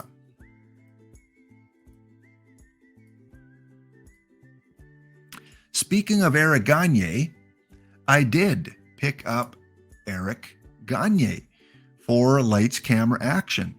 Remember, lights, camera, action is the theme team where anyone that has appeared in a scripted movie, TV show, Broadway, vaudeville, silent film, game show before 1985, even if they appear as themselves, if it's in a scripted kind of show, it's still, I consider it acting. And Eric Gagne, thankfully, was in a scripted show. He played a bartender. Yes, he played a bartender in the movie Spaceman in 2016. The story of former MLB pitcher Bill Spaceman Lee. So very cool. I know, again, synchronicity with Heath and his theme team he's thinking of. Spaceman would probably be a movie he probably would enjoy. And Eric Gagne appeared in that movie as a bartender. Again, from Quebec, born in Montreal, Quebec, Canada. Of course, the stud reliever, closer that he was hoping he would be an Expo. Really was hoping he would be an Expo or even a Blue Jay. Come back to Canada. I always want these Canadian players to play for Canada at some point in their career, like Freddie Freeman, like Joey Votto.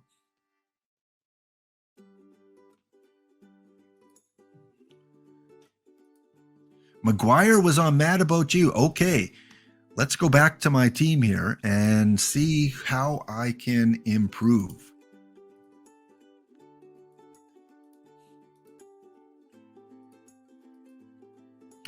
All right, there we go. We are currently in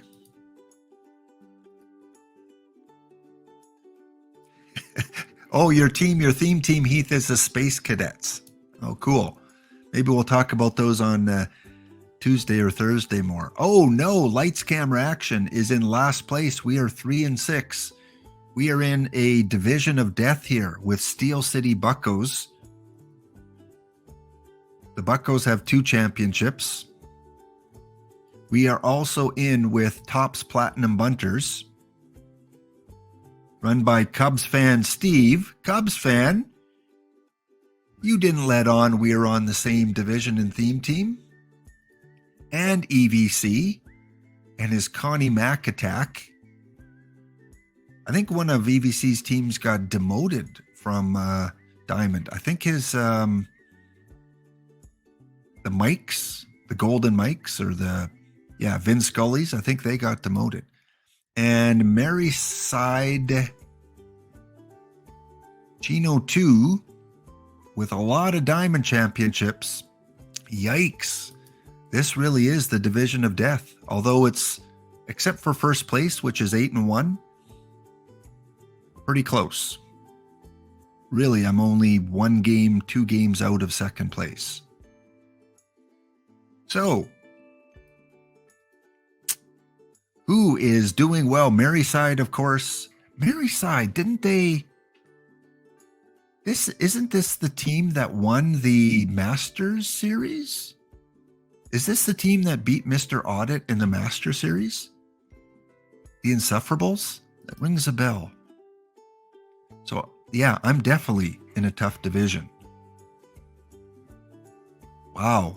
I've got the Master Series manager. I've got EVC. I've got Cubs fan Steve.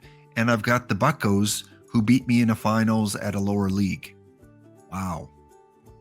Wow, wow, wow. Also, Platinum City Prospectors are in there. Another good team. Run by Space Lion Bear. On the other side, we've got Doubleday Dandies, the Newport New Alleys, Tito 06s, Bamberg International. That's the thing, when you get up to Diamond, look at this in the Northern Conference. Non-theme teams, the top 3. Non-theme teams, the top 3. Non-theme teams, the top 2. So yeah, it's tough as a theme team because you get placed in with these meta teams that don't have any kind of restrictions. We've never had a team go into Perfect League. And where is there's Mr. Audit's Boston Red Sox. He's been close a couple times. He's 4-4, thankfully in the other division. All right, so I can get Mark McGuire apparently for first base, but looking at my pitching, I can't complain. I got Walter Johnson, Randy Johnson, I got the limited edition Clemens. Koufax has to go. So you guys have to find me a Cy Young I would love because he qualifies, and Adam Wainwright. Wainwright can stay as my number 5, but you guys got to find me a starting pitcher that is better than Koufax. I mean, Hubble, I think I should do that right off the bat, right? Hubble.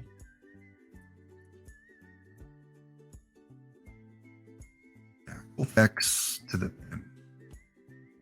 And I got to replace Johnny Vandermeer, a good Reds pitcher, but a pitcher that probably shouldn't be in Diamond. The rest I'm okay with. Kent Tekulve, he's done well for me. Mariano Rivera, John Franco, Gagne now, even Vida Blue, and Tug McGraw. Like I'm okay with my pitching. A replacement for Koufax and a replacement for Vandermeer. Vandermeer first. Oh, Cobra, you just finished Cy? Oh. Cobra, I'm so jealous. You got Cy Young. So you finished the missions? You were able to get the missions on Cy? Because he's probably pretty expensive. Oh. You see that body language? You got Mays and you got Cy Young. Wow. Good stuff. Good stuff, Cobra. No, I'm really glad for you. Cobra was on the show on Thursday talking about the iron tournaments, gave some great information, great tips on how to construct your iron tournaments and do databases. Oh.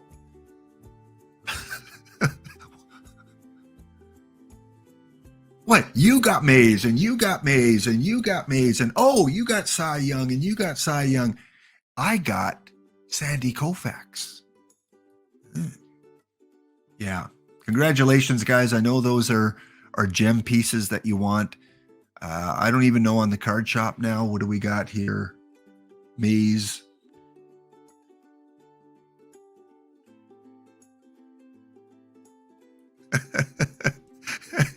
Get on the Maze train. Yeah. Well, I'd love to get on the Maze train, but it's a $1 million perfect point Maze train. And and someone's willing to pay 750. So it sounds like you can't even complete the missions for probably less than $1 million. The Gouge Maze Train. Well, I don't know. I don't think is this price a gouge? Is 1 million perfect points for Willie Mays a gouge when he's probably the best hitting card with Ty Cobb in the game? So many people have Mays already too. I'm shocked, like how many people are running Willie Mays. I don't know in this league because it's a theme team mainly league. But we got the Beaches with Willie Mays hitting 323. The Athletic Giants hitting 259.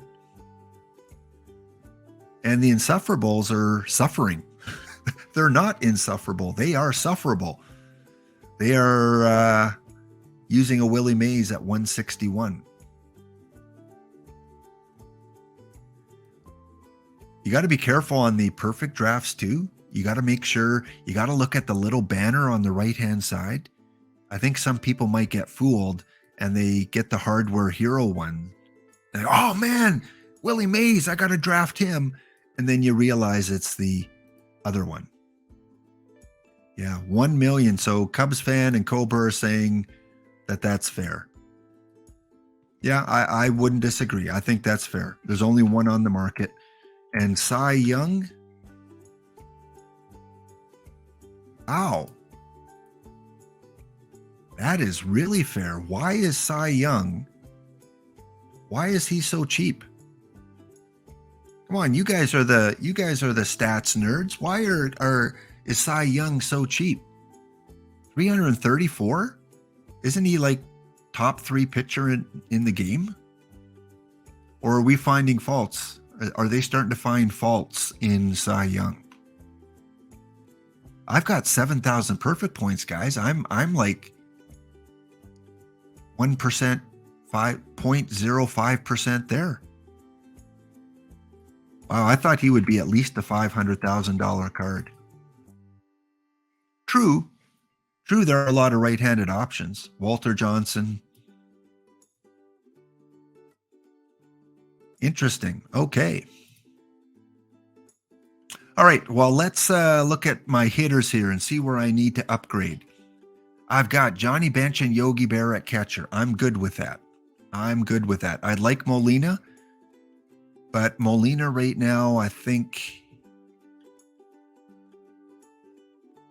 not even on the card shop. Everyone wants a Molina. Probably the best catcher in the game, arguably. I don't even know if he was in acting, so I don't even think I could use him. Still using Hank Aaron, George Sisler, Joey Votto. Mark McGwire would come in and replace Hank Aaron. So what is Mark selling for? Because that was a great tip there on McGwire. What is he selling for? None on the market. But 30,000, lost 10. Josh Gibson, I'd agree, hitter-wise. Defender, if you're willing to sacrifice the defense, yeah, then I could say Gibson, yeah. I'd say Molina defense and Gibson offense. Overall, I think you'd have to give it to Gibson. Gibson, Molina, Yogi Berra, 3 of the top 4. If you could have a combination of Gibson, Molina, you're sitting pretty. Gibson you can use in other places too, DH. All right, so Mark McGwire is going to be someone that I look out for if he's on the card shop. In the infield, I've got Rod Carew, Manny Machado, the top bunt one, Tony Fernandez, and Cal Ripken Jr. Definitely some upgrades could go there. Nap LaJoie, I could use. And in the outfield, Fred Lynn, Tris Speaker, Sam Crawford, and Mike Donlin. Donlin I would replace, but I like Crawford, I like Speaker, I like Fred Lynn. So definitely some room for improvements. Now you like to get a, yeah, Randy Johnson, highly recommended. Randy Johnson. Hal Newhouser's not bad if you're on a budget. Lefty Grove, the limited edition one's pretty good one. All right, guys, we got about 10 minutes before we run our contest here for some free packs. Oh, I forgot McEwen. Yeah, I forgot McEwen. I haven't really seen a lot of results on McEwen, but he's pretty good as an overall catcher. He's number 2. Well, guys, let's open some packs. Wasn't able to do it last week because of glitches. Ty Cobb, he plays on the team. Any cards that help me in the Cy Young mission or the Mark McGuire. Let's go. Let's get the dogs barking. Who let the dogs out? Woof, woof. Again, have your card shop open, because if it's a card that's a duplicate, I am going to sell them at the cheapest price on the card shop. Look at all these lovely live players. Thank you, Wildcat. Usually when Wildcat and Cub Fan come out with the dogs, we hit a diamond soon after.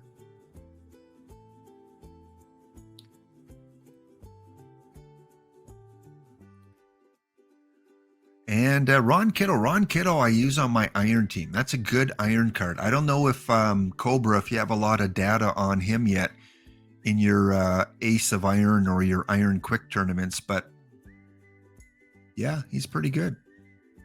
Erie with the woof woof. IBD with the dogs. Yeah, I'm going to get some more follower dog emotes as soon as they open up that new level for me. As soon as I level up on Twitch, I get to add some more emotes. There we go. We've got a couple gold. The dogs are working. The dog pack is out, and a Hank Gornicki from your Pirates, and likely a quick sell. So Gornicki, part of Rebirth Gold and CC2. Don't have them yet, not a duplicate. Not going to sell them off.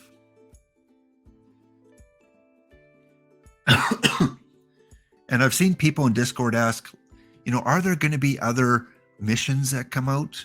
Any other missions that they might throw at us? And I'm 99.9% sure that that's a no. I don't think there'll be any more missions.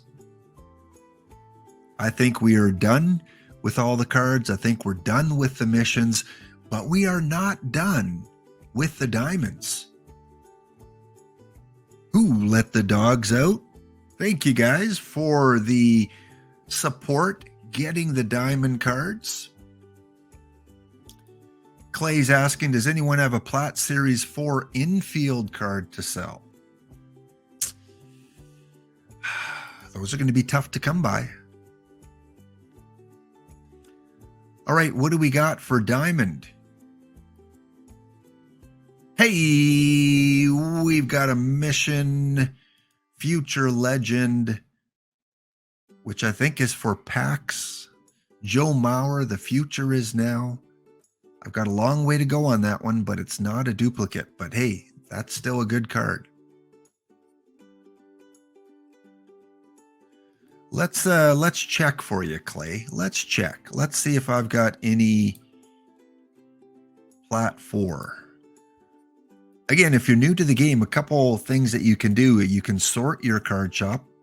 Most of you know how to do this, but you can sort by mission, Platinum Series, and Plat 4, you said. Plat 4 infielder.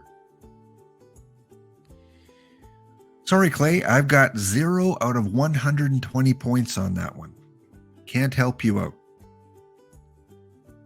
And these have always been pretty expensive since these missions came out. Paul Molitor, 155,000.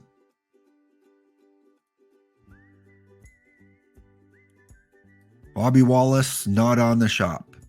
Jack G, 350,000. Rico, 200. Oh my goodness. Oh my goodness, this is an expensive series of cards. Holy smokes.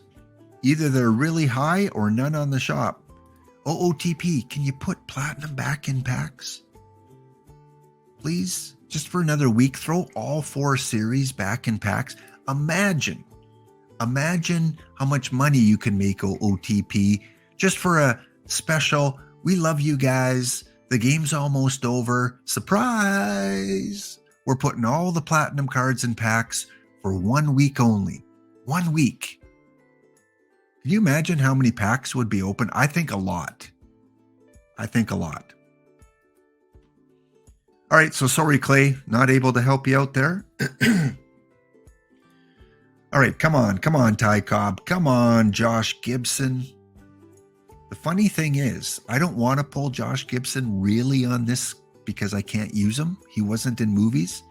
Of course, I'd sell him and get myself a Cy Young or Willie Mays.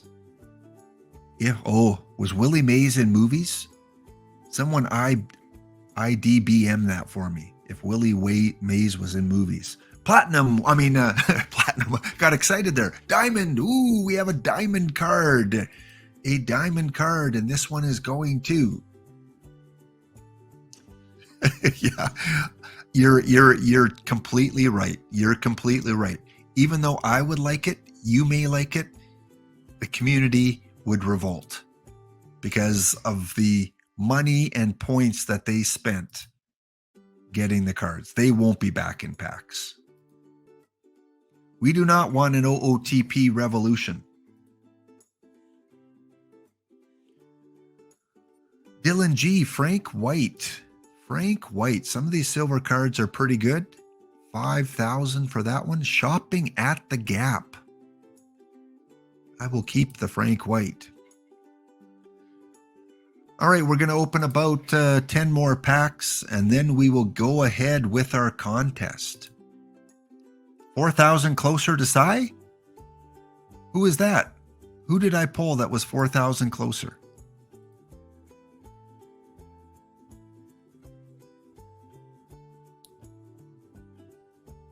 Yeah, I'm just looking for those elite diamond cards. I might be missing some of the silver ones.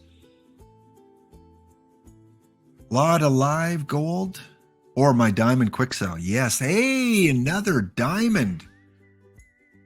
Again, the dogs are working. This is three or four diamonds. So that's at least 12,000 perfect points. This one is Buxton. Rio Muto. Whoa. Welcome to Gougetown. In this episode of Gougetown, you will find a lovely JT Real Muto for selling between 19.9 and 67.2 on the card shop. Rush out now. Get yourself a JT Real Muto. Yeah, I know he's part of 5 missions, but come on now. Yeesh. I'm going to put him up for, I don't know, 46.69 is the last 10.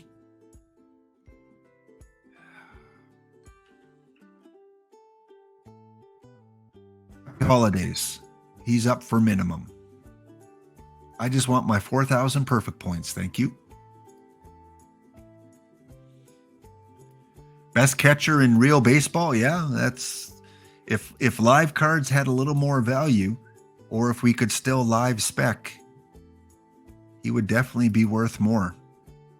So close to being a perfect card.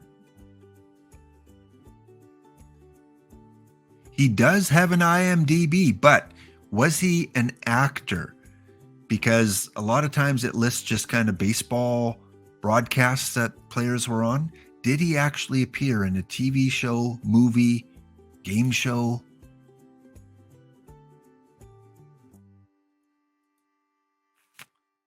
Because that would be something to shoot for. I can one day be like Cobra, and whoever else, Luca said, I think, that got a maze today.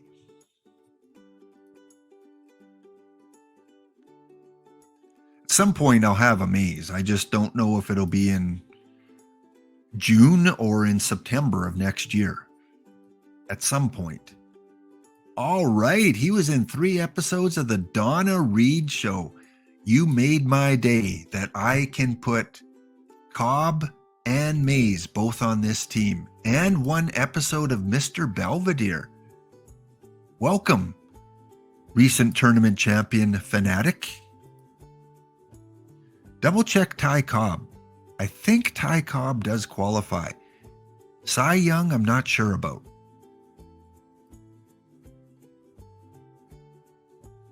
Yes, come and try and defend your championship tomorrow, Fanatic, when we do our next tournament.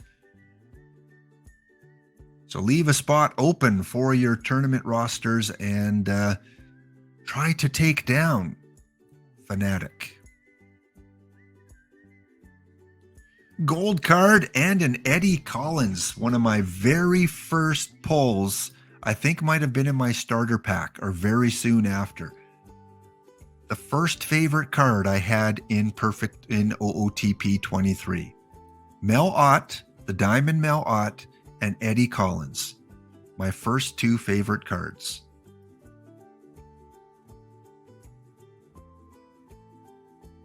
All right, last pack unless we pull something good, and then we got to get set up for a little old contest. And not much there. So I will keep trying to track down Cy Young cards, Willie Mays, Ty Cobb, Josh Gibson. Hopefully on my other teams tomorrow when I open some packs, I can get some of those. So let me go back to my start screen and go back to my main screen. Thanks again for everyone for tuning in. About 185 of you are here from the US, Canada, from the UK, Germany, France, South Korea, Denmark. Lots of countries tuning into OOTP content. Again, happy holiday if your country or your region is celebrating one today. For us in some parts of Canada, it is Family Day. Usually the 3rd Monday in February is Family Day.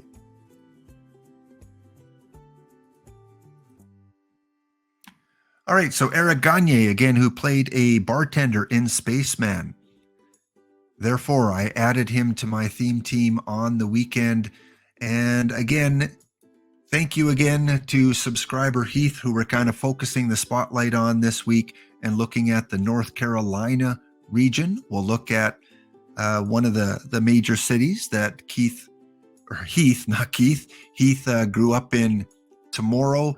And again, before I start the contest, big thank you to all of you guys for supporting the channel, coming to watch the streams, putting up with my nonsense Monday, Tuesday, and Thursday. It is a great day for baseball, except when it's minus 28, like it's going to get in Canada tomorrow. And as always, be kind to one another, be kind to yourself, treat each other as you would like to be treated. And we will be back on Thursday.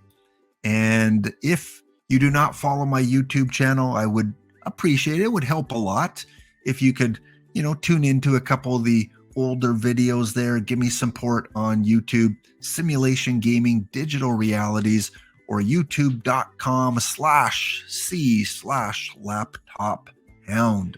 See you guys. Here's some tunes as we leave. Have a wonderful day. Catch you next episode.